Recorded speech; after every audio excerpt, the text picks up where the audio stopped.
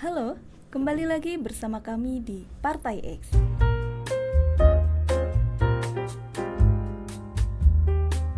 Menagih janji Prabowo, hakim curang di mana keadilan hukum?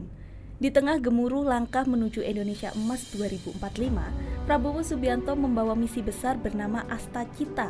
Dalam misi ini terkandung janji-janji besar. Salah satunya adalah penguatan ideologi Pancasila untuk penyelenggara negara. Sebuah ideologi yang bukan sekedar susunan kata, melainkan dasar hidup bangsa, panduan moral dan pemersatu yang menjaga keberagaman Indonesia tetap kokoh. Namun, seperti sebuah kapal besar yang berlayar di samudra, obor itu menghadapi gelombang besar, pelanggaran hukum yang merajalela. Bayangkan, bagaimana bisa sebuah kapal bertahan jika kerangka dasarnya yaitu keadilan dan kebenaran malah keropos karena ulah para anak buah kapalnya sendiri. Pancasila ideologi yang tertati. Prabowo sering menyerukan bahwa Pancasila adalah pondasi yang harus dijaga dengan nyala semangat tanpa henti. Melalui nilai-nilai persatuan, keadilan, dan kemanusiaan, ideologi ini menjadi jangkar dalam menghadapi badai zaman. Tapi kenyataannya seringkali berbicara sebaliknya. Di ruang sidang yang seharusnya menjadi tempat sakral untuk keadilan, justru lahir cerita kelam. Kami, Partai X, sepakat dengan itu. Setiap kebijakan yang diambil oleh penyelenggara negara harus melewati ujian kesesuaian dengan nilai-nilai Pancasila. Misalnya, kebijakan ekonomi harus mencerminkan keadilan sosial dan setiap proyek infrastruktur harus menjunjung asas keberpihakan kepada rakyat kecil. Para penyelenggara negara perlu menghadapi skenario dan studi kasus nyata tentang bagaimana Pancasila diterapkan dalam pengambilan keputusan yang kompleks. Misalnya, bagaimana menerapkan silah keadilan sosial saat menghadapi konflik kepentingan dalam distribusi anggaran atau pengelolaan sumber daya alam. Tidak cukup hanya menanamkan wawasan, harus ada mekanisme pengawasan yang memastikan bahwa nilai-nilai Pancasila benar-benar dijalankan dalam pekerjaan sehari-hari. Ini bisa dilakukan melalui penilaian integritas dan transparansi secara berkala terhadap pejabat negara.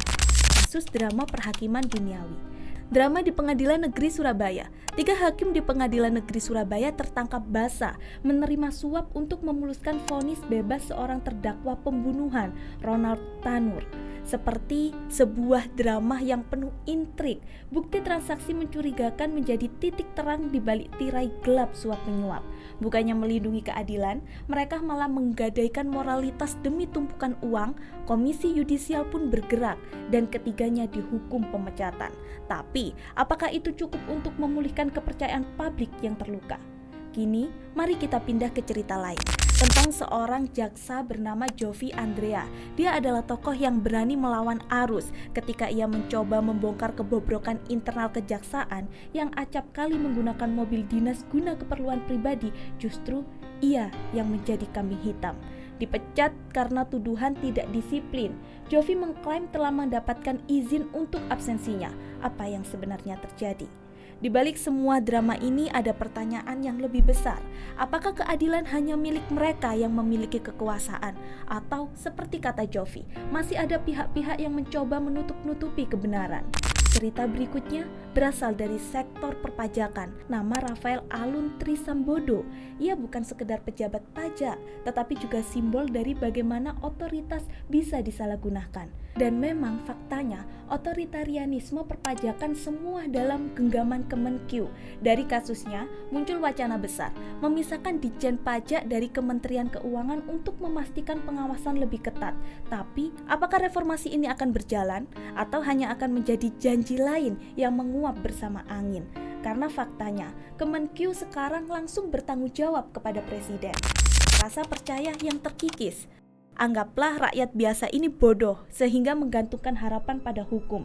Jika yang adil hanyalah pengadilan Tuhan, lantas apa gunanya ada hakim yang disebut dengan gelar yang mulia? Bolehkah hakim ini yang diberi kewenangan justru bertindak sewenang-wenang?